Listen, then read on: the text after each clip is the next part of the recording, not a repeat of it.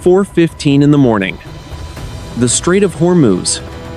The amphibious assault ship USS Tripoli, designated LHA-7, was cutting through the narrow transit corridor when the primary radar operator in the Combat Information Center detected the first anomalies. The mission was a routine rotation into the Persian Gulf, but the movement of the 12 small radar signatures suggested that this transit would be anything but routine. The Gulf air was thick and stagnant, a heavy blanket of salt and humidity that clung to the steel hull. Below the flight deck, the 45,000-ton vessel vibrated with the steady, deep pulse of its propulsion system, throwing a white, churning wake into the black water. Inside the Combat Information Center, the atmosphere shifted instantly from the quiet hum of a mid-watch to a sharp, focused intensity. The glow of the blue and green consoles illuminated the faces of the sailors as they tracked the incoming contacts. The lead operator reported the signatures as high-speed, small-profile vessels, currently moving at 45 knots on an intercept course. These were not fishing boats or commercial dhows. Their radar cross-sections and velocity profiles matched the fast attack craft, operated by the Iranian Revolutionary Guard Corps Navy. The commanding officer arrived on the bridge 3 minutes later. He looked out through the reinforced glass into the darkness, where the horizon was a seamless blend of black sky and black sea. He could see nothing with the naked eye, but the digital display on the console told a different story. The 12 Iranian boats had split into 3 groups of 4. They were not merely passing by. They were executing a pincer maneuver, moving to surround the USS Tripoli from the north, east, and south. The ship was currently at modified condition Zebra, with all watertight doors below the waterline sealed. The commanding officer ordered the ship to increase speed to 20 knots, the massive hull leaning slightly as the engines roared to life, pushing the vessel harder against the resistant current of the strait. On the flight deck, the tie-down crews moved with practiced efficiency, securing 2 MH-60 Sierra helicopters that were being prepped for immediate launch. The smell of jet fuel began to compete with the salt air as the turbine engines of the helicopters began their high-pitched whine. At a range of 5 miles, the Iranian craft began to flash high-intensity searchlights toward the bridge of the USS Tripoli. The beams of light cut through the humid haze like white spears, momentarily blinding the lookouts. This was a classic tactic of intimidation, designed to disorient the bridge crew of the larger vessel, while the smaller, more agile boats closed the distance. The United States Navy sailors remained disciplined, switching to infrared and thermal imaging systems to maintain a clear picture of the threat. The tactical action officer coordinated with the weapon stations. On the port and starboard sponsons, the 20mm Phalanx close-in weapon systems began their automated diagnostic rotations. The Gatling guns tracked the horizons, their sensors locked onto the lead Iranian vessels. Each system was capable of firing 75 rounds per second, a wall of tungsten that could shred a light boat in a matter of heartbeats. Additionally, the rolling airframe missile launchers were powered up, their heat-seeking interceptors ready to engage any surface-to-surface missiles the fast boats might be carrying. The Iranian boats were now within 3,000 meters. They began to weave in and out of the Tripoli's wake, crossing the bow and stern with aggressive, erratic turns. The roar of their high-performance, outboard engines could now be heard over the sound of the Tripoli's own machinery, a buzzing, angry drone that surrounded the American ship. The distance was closing rapidly, and the rules of engagement were being reviewed second by second. The crew of the USS Tripoli was professionally calm, but the tension was physical, a weight in the chest of every sailor on watch. They were surrounded, outnumbered in terms of hulls, but they possessed a level of firepower and technology that the swarm could not hope to match. The question remained whether the Iranian commanders intended to provoke a reaction or if they were prepared to initiate a collision that would ignite a regional conflict. 4:25 in the morning. The central corridor of the Strait of Hormuz. The tactical situation around the USS Tripoli had evolved from a potential crossing incident into a deliberate, coordinated encirclement.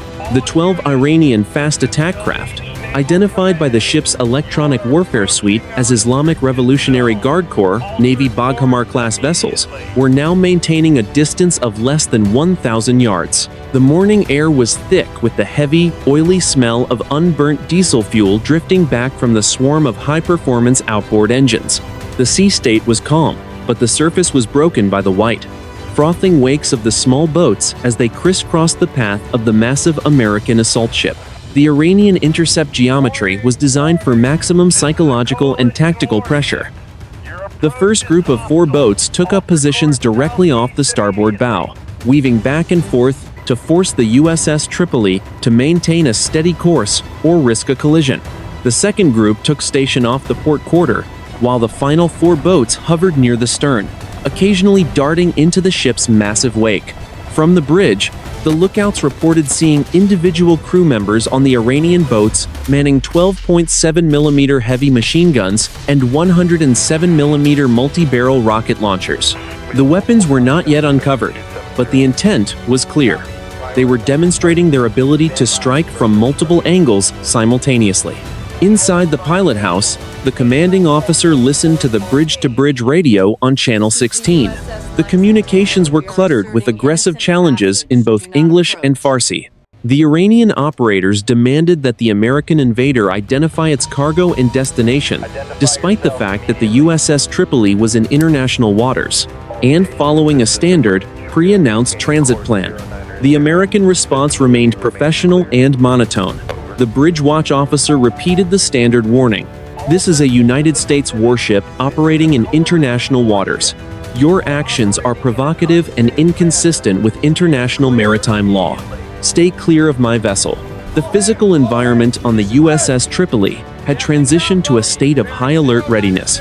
Along the catwalks and flight deck perimeter, Marines from the 15th Marine Expeditionary Unit had manned the M240 Bravo machine guns and 50 caliber heavy machine gun mounts.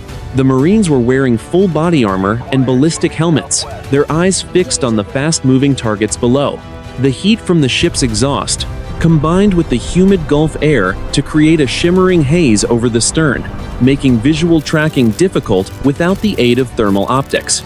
Every sailor and Marine on the weather decks felt the vibration of the Iranian engines in their chests, a constant, low-frequency thumping that signaled the proximity of the threat. Tactically, the USS Tripoli was utilizing its AN/SPY-6 radar and electro-optical sensor system to build a high-fidelity track on every individual boat in the swarm. The data was being shared in real time via Link 16 with the rest of the 7th Fleet assets in the region. 200 miles to the south, the USS Gerald R Ford was already receiving the live telemetry. While the USS Tripoli was an amphibious ship, it was not defenseless. The Mark 38 25mm chain guns on the ship's corners were slave to the fire control radar, their long barrels twitching as they tracked the lead Iranian boat at latitude 26 degrees 32 minutes north, longitude 56 degrees 15 minutes east. The Iranian boats began to close the distance even further, some coming within 500 yards of the hull. At this range, the American sailors could see the faces of the Iranian crews and the green flags of the Revolutionary Guard snapping in the wind. The Iranian vessels began a series of high-speed zigzag maneuvers, crossing the projected path of the USS Tripoli with only seconds to spare. This was a dangerous game of maritime chicken, where a single mechanical failure on a small boat or a slight miscalculation in steering by the bridge team could result in a catastrophic collision. The ship's executive officer monitored the internal damage control circuits, ensuring that the firefighting teams were staged and ready in the hangar bay. The USS Tripoli was carrying a massive amount of aviation fuel and munitions for its complement of F-35 Bravo stealth fighters and MV-22 Osprey tilt-rotor aircraft. A single lucky hit from an Iranian rocket could turn the ship into a floating inferno. The tension in the air was nearly combustible. The sun began to crest the horizon to the east, casting long, orange shadows over the water and illuminating the swarm in stark detail. The visibility was increasing, but the danger was only intensifying as the Iranian commanders prepared for the next phase of their escalation. 4:45 in the morning. the USS Tripoli sounded the alarm for general quarters. The steady, melodic chime of the electronic gong echoed through every compartment, from the cavernous well deck to the highest sensor mast. In an instant, the remaining off-watch sailors and Marines transitioned from sleep to a state of total combat readiness. The air in the narrow passageways was suddenly filled with the heavy thud of boots on non-skid flooring and the metallic tang of recycled oxygen. The ship was no longer a transport vessel. It had become a hardened, multi-layered fortress of steel and silicon. On the bridge, the commanding officer monitored the transition as reports flooded in from every department. Damage Control Central, manned and ready, crackled over the internal communications. Combat systems, manned and ready. The USS Tripoli was now at Condition 1, its highest state of lethality. Every watertight door was dogged down, and every weapon system was slaved to the central tactical computer. The ship's propulsion plant was pushed to its maximum sustained output, the twin gas turbine engines, screaming as they converted fuel into thousands of horsepower, driving the ship through the water at 28 knots. In the Combat Information Center, the Tactical Action Officer focused on the ANSPY-6 radar display. The system was now operating in a high-power discrimination mode, capable of tracking objects the size of a golf ball at ranges exceeding 100 miles. The 12 Iranian fast boats appeared as bright, crimson icons on the blue digital landscape. The radar was so precise that it could detect the rotation of the outboard propellers and the individual weapons mounted on the decks of the Iranian craft. The data was fed directly into the Aegis combat system, which calculated thousands of firing solutions per second, prioritizing targets based on their speed, heading, and distance. On the exterior sponsons, the rolling airframe missile launchers pivoted with silent, hydraulic precision. Inside each launcher were 21 interceptor missiles, their infrared seekers cooling to operational temperatures. These missiles were designed to destroy incoming anti-ship cruise missiles, but they could also be used in a surface-to-surface mode to incinerate small boats with pinpoint accuracy. Adjacent to them, the evolved Sea Sparrow missile cells in the Mark 41 vertical launch system were energized. The crews in the launcher rooms verified the seeker status of the missiles, ready to unleash a wall of high-explosive fragmentation if the swarm chose to attack. The Mark 38 25mm chain guns were manned by sailors wearing heavy thermal goggles. Each gun was a stabilized, remote-operated platform that could fire 200 rounds per minute of armor-piercing ammunition. The operators used joysticks to track the Iranian boats, the high-definition cameras on the gun mounts providing a crystal-clear view of the Iranian crews. The American sailors could see the spray of the Persian Gulf hitting the windshields of the fast boats, and the white-knuckle grips of the Iranian pilots on their steering wheels. Despite the provocation, the American gunners kept their fingers off the triggers, waiting for the specific command that would signal the end of diplomacy. On the flight deck, the final preparations for the launch of the MH-60 Sierra helicopter were completed. The rotors blurred into a gray disc, the downwash buffeting the flight deck crew as they pulled the final chocks and chains. The helicopter, armed with Hellfire missiles and a GAU 2150 caliber machine gun, lifted off into the humid morning air. It climbed to 500 feet and banked hard to the west, its forward-looking infrared sensor scanning the swarm from above. The pilot reported back to the USS Tripoli that 3 of the Iranian boats had uncovered their rocket launchers. The tactical situation was no longer a game of shadows. The Iranian forces were moving into a firing posture. The environment around the ship had become a theater of technological dominance. The USS Tripoli was emitting a massive electronic signature, its jamming suites flooding the local frequencies with white noise to disrupt any remote-controlled explosives or radio-detonated mines the Iranians might have deployed. The air smelled of salt, hot grease, and the sharp, electrical scent of high-voltage equipment running at full capacity. The morning sun was now fully above the horizon, reflecting off the white caps of the waves and the gray paint of the American ship. The bridge team maintained a steady, unwavering course, refusing to be diverted from their mission, while every sensor and weapon system remained locked onto the heart of the Iranian formation. The commanding officer looked at the tactical display and then back at the horizon. He knew that the next 30 minutes would determine the fate of his crew and potentially the stability of the entire region. The ship was ready. The men and women were disciplined. The defensive layers were overlapping and lethal. All that remained was the final decision of the Iranian commanders, whether to retreat back to their coastal bases or to test the resolve of a United States Navy amphibious assault ship at its peak readiness. 4:45 in the morning. The bridge of the USS Tripoli. The tactical situation had reached a critical threshold as the Iranian fast attack craft ignored the final verbal warnings broadcast over the international hailing frequencies. The commanding officer authorized the use of the long-range acoustic device, or LRAD, a non-lethal weapon designed to emit a highly directional, ear-piercing beam of sound.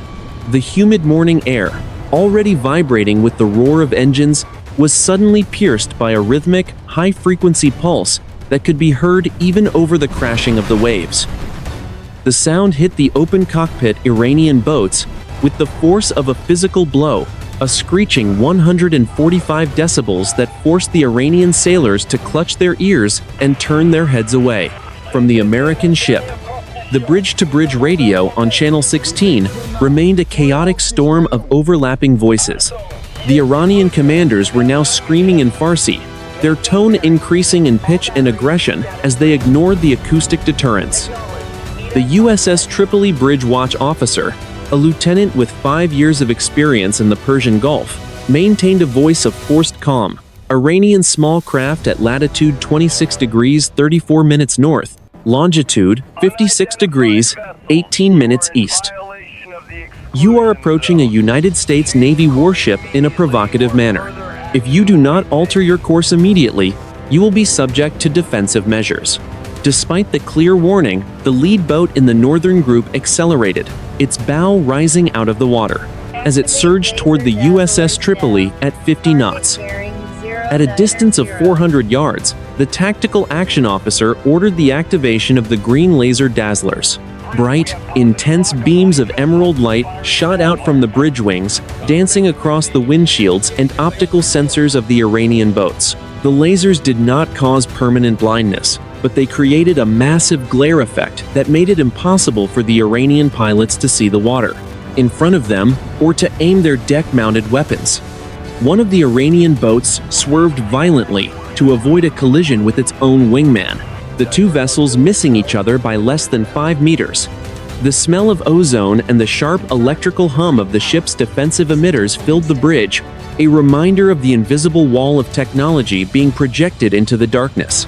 Inside the pilot house, the tension was thick enough to feel. The helmsman kept his eyes locked on the gyro compass, making micro-adjustments to the rudder to keep the 45,000-ton ship on its charted course through the deep water channel. The commanding officer stood near the center console, his hands behind his back, watching the thermal feed from the MH-60 Sierra helicopter hovering overhead. The feed showed the heat signatures of the Iranian rocket launchers. The metal tubes were glowing as the crews prepared them for use. The rules of engagement were clear. The USS Tripoli had the inherent right of self-defense, and the display of hostile intent was nearing the point of hostile act. The Iranian boats were now executing a maneuver known as swarming, where they attempted to saturate the ship's defenses by attacking from all 360 degrees of the compass simultaneously.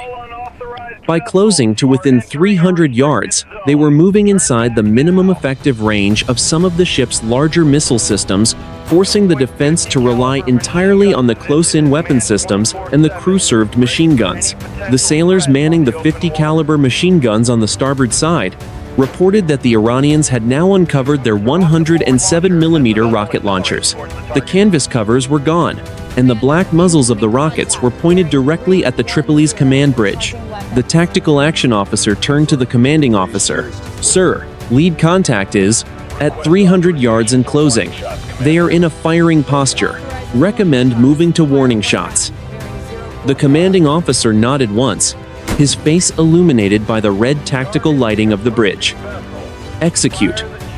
5-round bursts from the forward Mark 38 25mm chain gun. Aim for the water 50 meters ahead of the lead boat. Do not strike the hull unless they fire first. The order was relayed instantly to the gunner, whose thumb hovered over the firing button on his control stick. The air outside the bridge was suddenly torn by the mechanical thump-thump-thump of the 25mm cannon. Bright orange tracers streaked through the twilight, slamming into the surface of the Persian Gulf just ahead of the lead Iranian vessel. The shells sent massive geysers of white water 10 meters into the air, the spray drenching the Iranian crew. The shockwave of the heavy rounds hitting the water vibrated through the hulls of the small boats. For a moment, the lead boat slowed its advance, its engine sputtering as it hit the turbulent wake of the warning shots. But the hesitation lasted only 5 seconds. The Iranian commander shifted his throttle forward again, and the swarm resumed its closing maneuver, the distance now dropping to 250 yards. The time for non-kinetic warnings had ended. 5 in the morning. The Strait of Hormuz, at latitude 26 degrees 35 minutes north, longitude 56 degrees 20 minutes east. Inside the Combat Information Center of the USS Tripoli, the atmosphere was governed by the strict, cold logic of the rules of engagement. Every officer and sailor knew the thin line between a professional transit and a regional war. For decades, this narrow strip of water had been the world's most dangerous choke point, a place where the strategic interests of the United States met the asymmetric ambitions of the Iranian Revolutionary Guard Corps. The decision to transition from warnings to lethal force was not made by a single person, but by a predefined set of criteria designed to protect the ship while preventing unnecessary escalation. The air in the command center was chilled to 68 degrees to keep the massive computer servers from overheating, but the personnel were sweating through their fire-retardant flight suits. The commanding officer received the final confirmation from the Indo-Pacific Command via a secure satellite link. The USS Tripoli had been granted unit self-defense authority. The Iranian swarm had now crossed the 500-yard exclusion zone and had ignored both the acoustic warnings and the 25mm warning shots. Tactically, the situation had shifted from a harassment exercise to a direct threat to the 4,000 Americans on board. The Iranian boat in the center of the formation, a twin-engine fast-attack craft, suddenly pivoted its bow toward the Tripoli's midsection.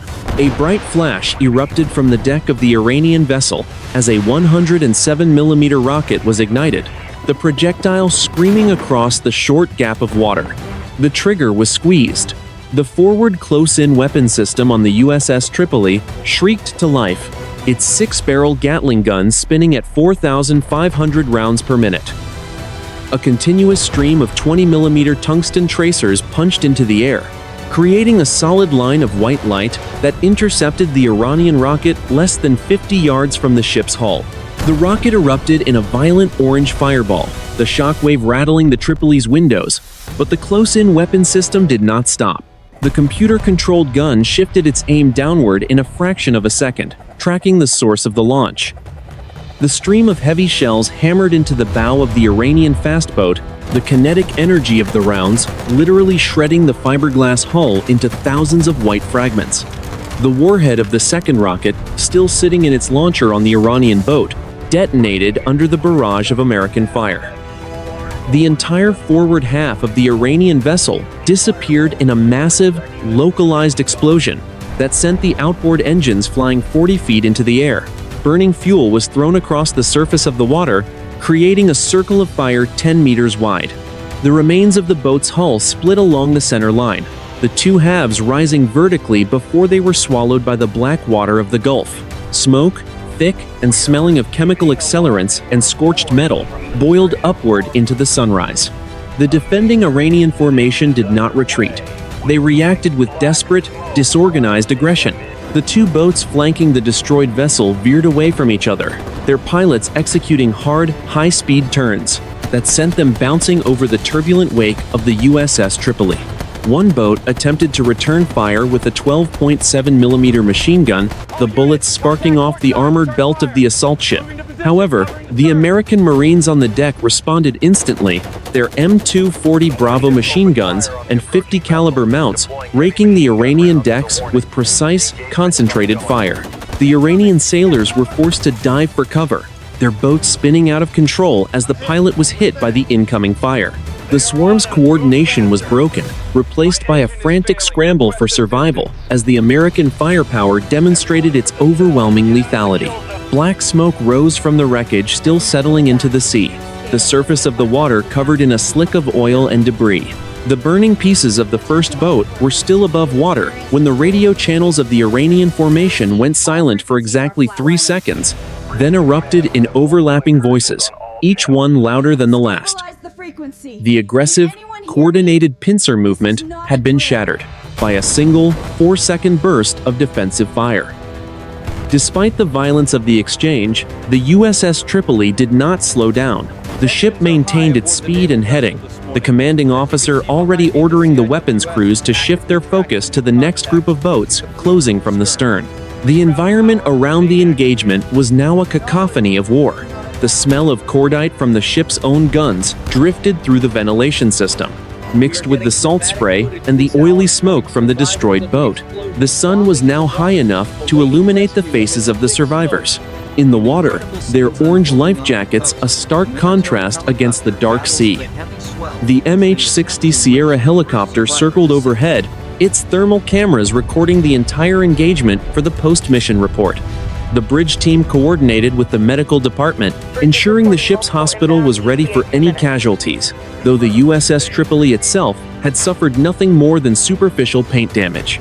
The engagement was far from over. As the remaining 9 Iranian boats began to reform their lines, their commanders seemingly undeterred by the loss of their lead vessel. 5:10 in the morning. The USS Tripoli maintained its steady course toward the open waters of the Gulf of Oman, but the engagement was far from over.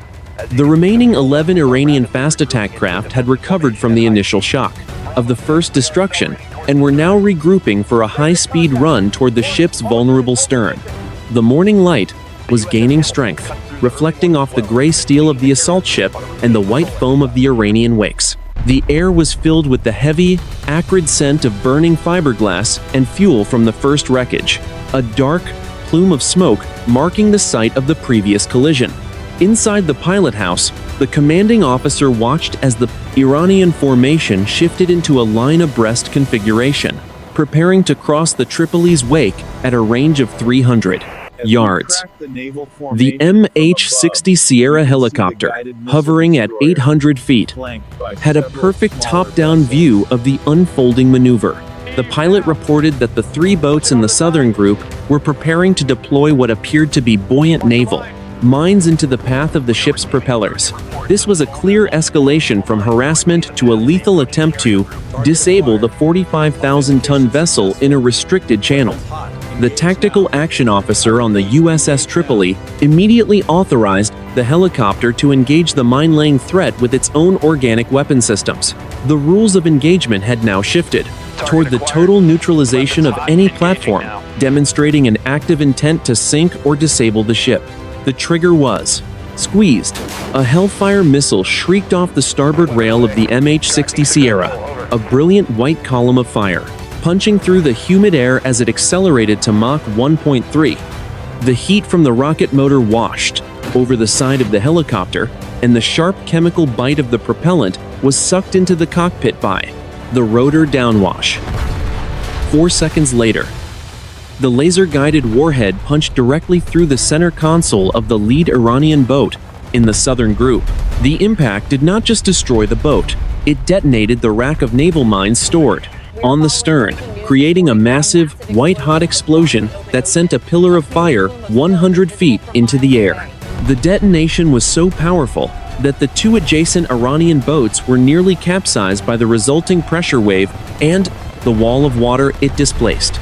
The lead boat was obliterated instantly, its entire structure reduced to a cloud of burning splinters that rained down over a half-mile radius. The shockwave slammed into the hull of the USS Tripoli, a physical thud that could be felt in the soles of the sailors' boots deep within the engine rooms.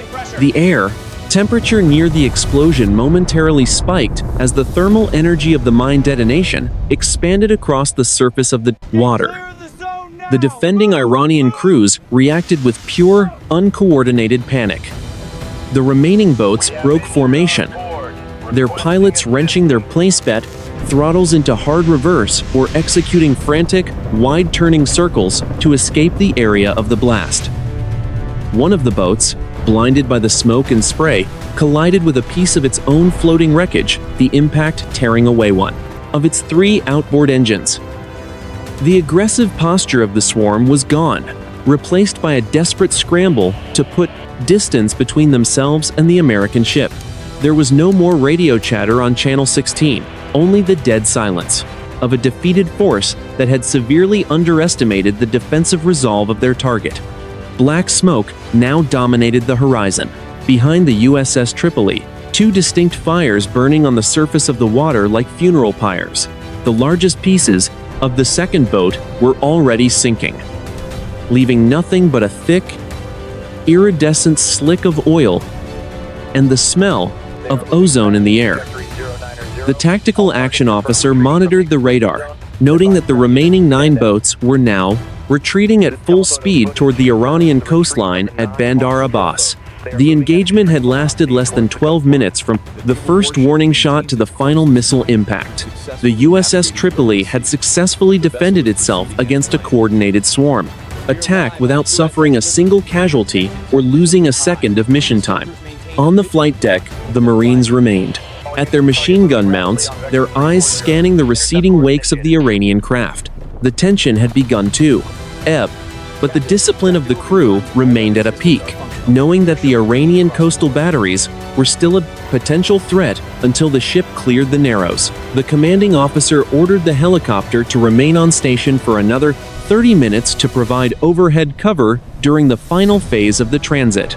The sun was now fully up, casting a bright, clinical light over the battlefield, revealing the true cost of the Iranian provocation in the form of floating debris and the dark stains of carbon on the blue-green water of the strait. 5:20 in the morning.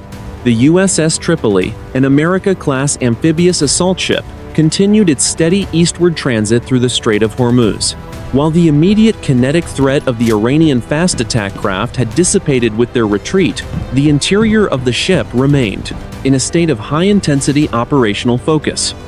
The air in the passageways was still thick with the smell of ozone and the faint, lingering scent of burnt propellant that had been sucked into the ventilation intakes during the close-in weapons system engagement. Every sailor on the damage control team stood ready at their stations, wearing full flash gear, fire-resistant hoods, and gloves that covered every inch of exposed skin.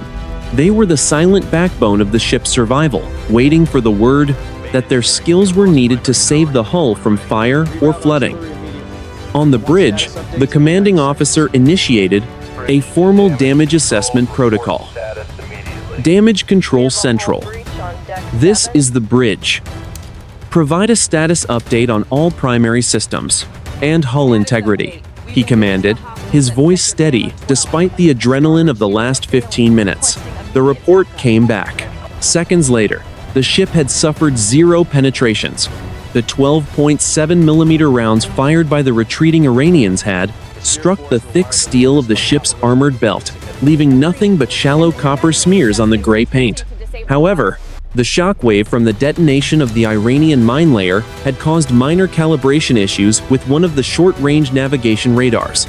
Technicians were already on the mast, their hands steady as they worked in the humid wind to reset the sensitive electronic components. In the medical triage area, located deep within the protected heart of the ship, the surgical team stood down from their highest alert level. The USS Tripoli functioned as a floating hospital during major operations, with 6 operating rooms and dozens of intensive care beds. The chief medical officer reported 0 personnel casualties. The discipline of the crew during the engagement had been total. No one had been injured by the sudden maneuvers or the concussive force of the ship's own heavy weapons, This lack of casualties was not seen as a stroke of luck by the leadership, but as the direct result of thousands of hours of repetitive, grueling training. The professionalism of the United States Navy was measured in the silence of the medical ward after a battle. The tactical action officer in the Combat Information Center continued to coordinate with the MH-60 Sierra helicopter still loitering 3 miles astern.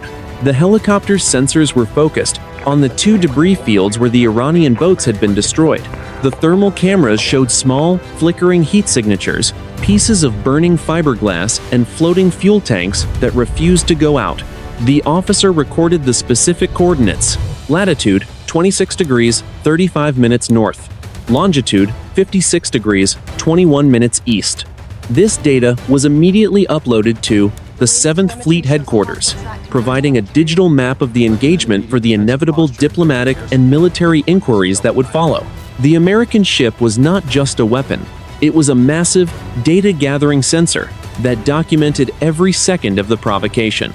The environment on the weather decks remained tense. Marines from the 15th Marine Expeditionary Unit began the process of clearing and securing their crew-served weapons. The barrels of the 50 caliber machine guns were hot to the touch, the heat radiating off the blackened steel and shimmering in the morning sun. The sailors on the Mark 38 gun mounts performed a post-firing check, clearing jammed casings and inspecting the feed chutes. The air smelled of salt spray and hot metal, a combination that every surface warrior recognized as the scent of a successful defense. Despite the victory, there were no cheers. The mood was clinical and focused. They had a mission to complete, and the Strait of Hormuz was still a high-threat environment. Below decks, the engineering department monitored the vibration of the twin gas turbine engines. The ship was still maintaining 28 knots. The high speed necessary to put as much distance as possible between the USS Tripoli and the Iranian coastal missile batteries located on Keshm Island. The engineers watched the digital readouts for any signs of cavitation or mechanical stress caused by the emergency turns executed during the swarm attack. The massive propellers, each the size of a 2-story house, continued to bite into the water with perfect efficiency. The ship was a masterpiece of American engineering, a 45,000-ton city that could fight and move simultaneously without breaking its stride. As the sun rose higher, the visibility across the strait expanded to 15 miles. The retreating Iranian boats were now mere dots on the horizon, heading back toward the safety of their territorial waters. The commanding officer looked out at the water, which had turned from black to a deep, bruised purple. He knew that while this specific engagement had ended, the strategic tension remained. The USS Tripoli had sent a clear message: the United States Navy would not be intimidated, and its defensive perimeter was absolute. The report was being finalized, the numbers being double-checked. 2 enemy vessels destroyed, 0 American casualties. Mission continuing as planned. The ship began to bank, slightly to the south, following the curvature of the Deepwater Channel, leaving the smoke of the engagement far behind in the shimmering heat of the morning. 5:30 in the morning. The sky over the Strait of Hormuz. The high-altitude silence was shattered by the twin thunderclaps of sonic booms. As 2 A-18E Super Hornets from the USS Gerald R screamed into the airspace above the USS Tripoli.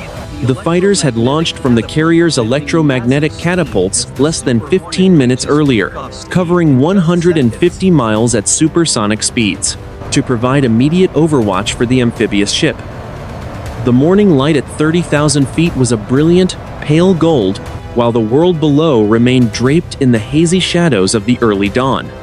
Inside the cockpits, the pilots were encased in a world of green digital displays and the steady, rhythmic hiss of their oxygen systems, the only sound other than the muffled roar of the twin 404 engines. The lead pilot, call sign Rockstar 121, banked his aircraft into a countryside-wide, sweeping orbit centered on the coordinates of the USS Tripoli. Using the Advanced Targeting Forward-Looking Infrared Pod, or ATFLIR, the pilot scanned the waters below. The high-definition thermal screen on his cockpit display showed the cooling heat signatures of the 2 destroyed Iranian vessels, and the white, frothing wakes of the 9 surviving boats as they fled toward the Iranian mainland. The system was so sensitive, it could detect the heat rising from the individual outboard engines of the retreating swarm. Tripoli, this is Rockstar 1-1. We have eyes on the contacts. 9 vessels moving north-northeast at 40 knots. We are established on station and ready to prosecute if they turn back. The coordination between the USS Tripoli and the incoming fighters was a study in systematic military efficiency. The ship's tactical air controllers handed off the tracking data to the Super Hornets via Link 16, a secure digital data chain that allowed the pilots to see exactly what the ship's radar saw. Each FA-18 was armed for a multi-mission profile, carrying 4 AIM-120 advanced medium-range air-to-air missiles and 2 AGM-65 Maverick air-to-surface missiles. The Mavericks were particularly lethal against small, fast-moving naval targets, equipped with imaging infrared seekers that could lock onto a boat's hull from miles away. The pilots kept their weapon systems in a master arm state, their fingers hovering near the trigger guards as they monitored the Iranian movements. The presence of the United States Navy air power changed the fundamental geometry of the engagement. While the fast boats had been a significant threat to the USS Tripoli in the narrow confines of the strait, they were completely defenseless against high-performance jet fighters operating from the vertical dimension. The Iranian crews on the boats looked up as the silver streaks of the Super Hornets flashed across the sky. The sound of the jet engines rolling over the water like distant thunder. The Iranian commanders knew that any further attempt to close with the American ship would result in a one-sided slaughter from an enemy they could not even see with the naked eye. Inside the Combat Information Center of the USS Tripoli, arrival of the air support provided a critical layer of strategic depth. The tactical action officer coordinated with the USS Gerald R, Ford, which was now moving to a higher readiness state to support its sister ship. The Carrier Strike Group's E-2 Charlie, Hawkeye airborne early warning aircraft, was also on station, orbiting at 25,000 feet over the center of the Gulf. The Hawkeye's massive radar dish provided a 360-degree view of the entire theater, ensuring that no other Iranian naval or air assets could approach the USS Tripoli without being detected hundreds of miles out. The American response was a massive, integrated net of sensors and shooters that spanned from the surface of the sea to the edge of space. The environment in the cockpit of the lead FA-18 was one of clinical detachment.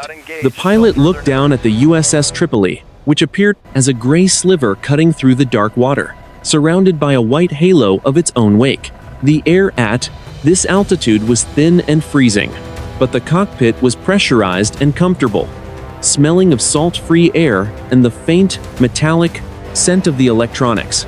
The pilot made a slight adjustment to his throttle, maintaining a fuel-efficient loiter speed while his wingman performed a high-speed show of force pass at 5,000 feet. The roar of the engines as the second fighter leveled out at 3,000 feet was a physical message sent to the Iranian coast, a reminder that the United States Navy controlled not just the water, but the sky above it. By 5:45, the 9 Iranian boats had crossed back into their 12-mile territorial limit, effectively ending the tactical engagement. The Super Hornets remained on station, their sensors locked on the Iranian naval base at Bandar Abbas, watching for any signs of a second wave or the activation of surface-to-air missile batteries. The report from the USS Tripoli was clear.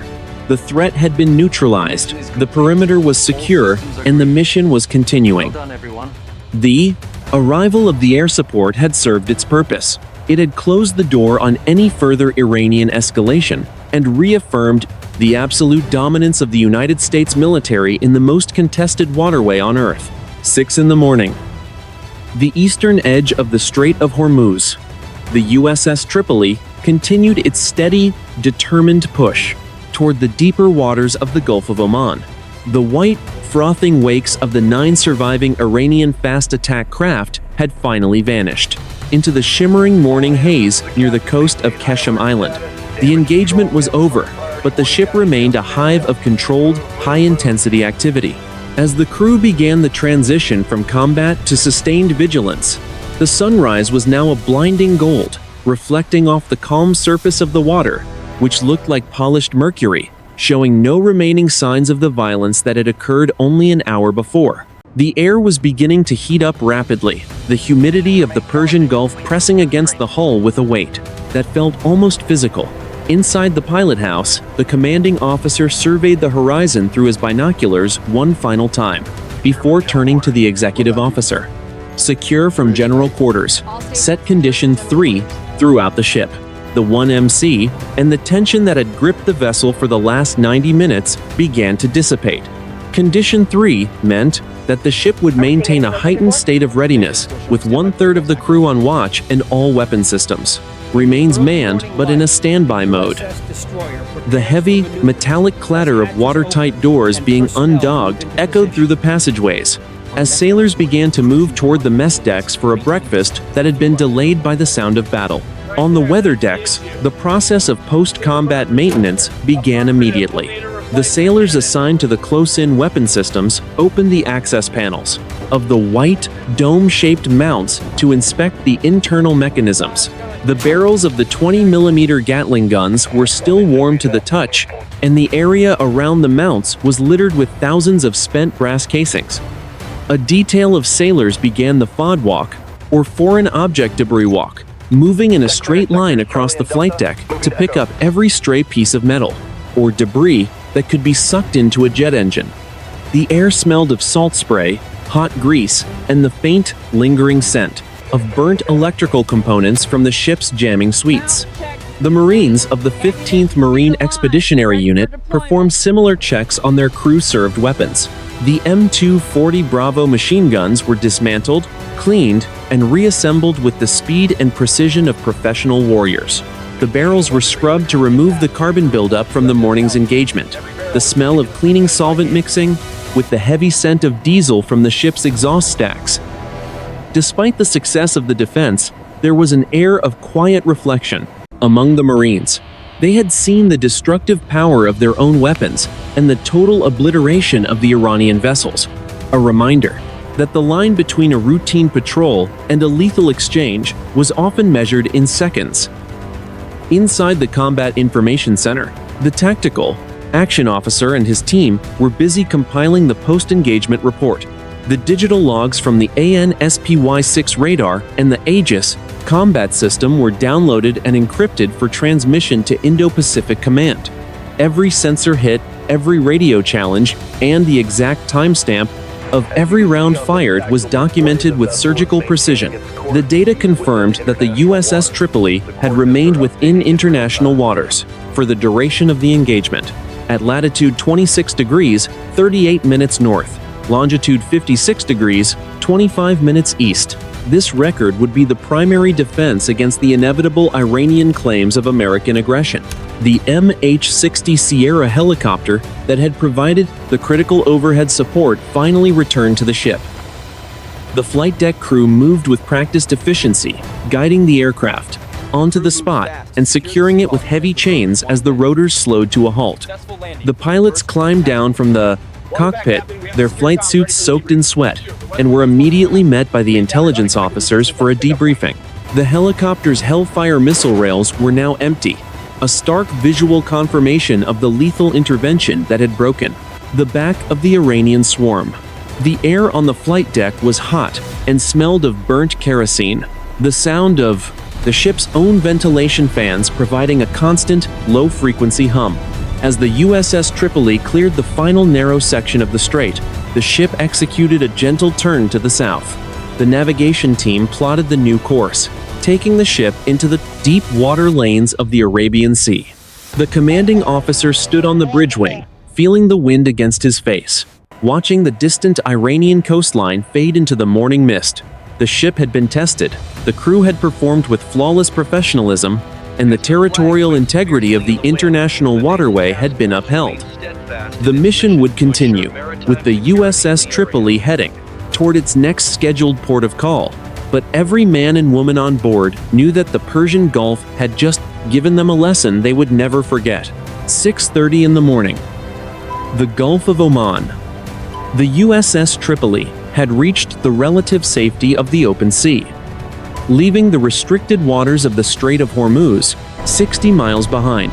The morning sun was now a blinding white orb in a cloudless sky, baking the gray steel of the hull and turning the salt spray into a fine, crystalline mist. Inside the ship, the transition to routine operations was complete, but the events of the last 2 hours were being analyzed at the highest levels of the United States military. The crew had demonstrated that the multi-layered defense of an American amphibious group was not merely a theoretical concept, but a lethal, functional reality. The final after-action report, transmitted via secure satellite link to Indo-Pacific Command, provided a clinical breakdown of the engagement. The adversary, identified as the Iranian Revolutionary Guard Corps Navy, had suffered the total loss of 2 fast attack craft and the deaths of an estimated 12 personnel. An additional 3 Iranian vessels were reported as damaged, having suffered significant hits from the Mark 38 25mm chain guns and 50 caliber heavy machine guns. In contrast, the USS Tripoli reported 0 personnel casualties and only minor cosmetic damage to its exterior hull paint from small arms fire. The engagement had proven the effectiveness of the close-in weapon system and the Hellfire missile in a high-intensity swarm environment. The strategic objective of the transit had been achieved without delay or diversion from the planned schedule. The USS Tripoli continued its mission as the flagship of the Amphibious Ready Group, carrying the 15th Marine Expeditionary Unit toward its theater of operations. The professionalism of the sailors and Marines had prevented a localized provocation from escalating into a wider kinetic conflict, while simultaneously upholding the principle of freedom of navigation. The ship's engines maintained a steady pace, the vibrations through the deck a constant reminder of the power and endurance of the United States Navy. On the bridge, the commanding officer signed the final page of the tactical log. He looked out at the vast, blue horizon of the Arabian Sea, where the water stretched out toward the Indian Ocean. The 2 A-18E Super Hornets from the military forces performed a final low-altitude pass over the ship before banking south to return to their carrier. The roar of their engines was a parting salute to a crew that had stood their ground under fire. The USS Tripoli was no longer just a ship on a routine rotation. It was a battle-tested asset of the American fleet, its name now etched into the modern history of the Strait of Hormuz. The mission continued. The watch changed. The sea remained an unforgiving environment, but for the moment, the silence was absolute. 2:15 in the morning. The sealed delivery vehicle, Mark 11, detached from the dry deck shelter of the USS North Carolina. The mini-submarine drifted into the black void of the Strait of Hormuz, its electric motors whining at a frequency that matched the rushing current. 6 Navy SEALs sat in the flooded compartment, breathing from internal air tanks, knowing that if the Iranian coastal sonar picked up their signature now, there was no depth to hide in. The water was 84 degrees, thick with the smell of recycled oxygen and the faint, metallic taste of the hull. Outside, the Persian Gulf was a vast, lightless weight pressing against the plexiglass canopy, hiding the treacherous limestone ridges that rose from the seafloor like jagged teeth. The pilot of the submersible, a first-class petty officer with 10 years of dive experience, watched the glowing green tactical display as the mothership vanished into the gloom behind them. The USS North Carolina, a Virginia-class nuclear-powered attack submarine, was sitting 90 feet below the surface, operating at the very edge of the shipping lanes to avoid detection by Iranian patrol boats. For the 6 men inside the delivery vehicle, the next 12 miles of transit represented the most vulnerable phase of Operation Blindspot. They were moving at a speed of 5 knots, a pace that felt agonizingly slow when every minute increased the chance of a random encounter with a fishing trawler or a Revolutionary Guard fast attack craft. The mission objective was clear: the complete destruction of the long-range early warning radar network located on the heights overlooking Bandar Abbas. This facility served as the eyes of the Iranian coastal defense system, capable of tracking every aircraft. and vessel moving within 200 miles of the strait. If the United States were to maintain freedom of navigation in these waters, this electronic curtain had to be pulled down. The SEALs carried 800 pounds of specialized explosives and electronic sabotage gear, divided among 3 two-man teams. As the vehicle moved north, the navigator constantly adjusted their heading to compensate for the powerful tidal surge, pushing east toward the Gulf of Oman. The Strait of Hormuz is one of the most congested waterways in the world, and even at this hour, the massive hulls of supertankers passed overhead, their enormous propellers creating a rhythmic, low-frequency thrum that vibrated through the SEALs' bones. These merchant giants provided a measure of acoustic cover, their massive noise signatures drowning out the faint hum of the Mark 11's electric drive. 32 minutes into the transit, the pilots signaled the team leader. They had reached the first navigation waypoint, a submerged rock formation known as the Three Sisters, located 4 miles off the Iranian coast. Here, the water began to shallow rapidly, and the team had to transition from deep water transit to a stealthy, bottom-hugging approach. The pilot brought the vehicle down to within 10 feet of the seafloor, following the contours of the sand and rock, to stay beneath the sweep of Iranian shore-based active sonar. Inside the flooded cabin, the SEALs remained motionless to conserve oxygen. Each man was encased in a closed-circuit rebreather system that emitted no bubbles, ensuring that even if a patrol boat passed directly overhead, there would be no telltale white trail on the surface. The pressure at this depth was constant, a steady squeeze on their wetsuits. While the darkness outside the canopy was absolute, they relied entirely on the high-resolution sonar and the inertial navigation system to guide them through the underwater obstacle course. The temperature of the water began to drop slightly as they entered a deeper trench that cut toward the shoreline. The smell of the sea changed, taking on the acrid, chemical scent of the industrial runoff from the Bandar Abbas port facilities. They were now 6 miles from the launch point and exactly 4 miles from the insertion beach. The tension in the vehicle was palpable, though no one spoke. Every man knew the sequence of the next hour by heart: the beaching, the cache of the submersible, the 2-mile vertical climb to the radar site, and the strike. At 3:45 in the morning, the pilot slowed the motors. The sonar display showed a rising slope of hard-packed sand and shale. They were approaching the primary insertion point at coordinates 27 degrees, 8 minutes north, and 56 degrees, 12 minutes east. The water was now only 15 feet deep. The pilot tilted the nose of the vehicle upward, and for the first time since leaving the submarine, the faint, shimmering light of the moon began to filter down through the surface. The submersible settled into a natural depression between 2 rock outcrops, 50 yards from the breaking surf. The pilot cut the power, and the electric hum died away, replaced by the muffled, rhythmic pounding of the waves against the shore. The team leader checked his waterproof watch and signaled the men. It was time to leave the safety of the water and enter the lion's den. One by one, the SEALs disconnected their airlines from the vehicle's internal supply and switched to their personal rebreathers.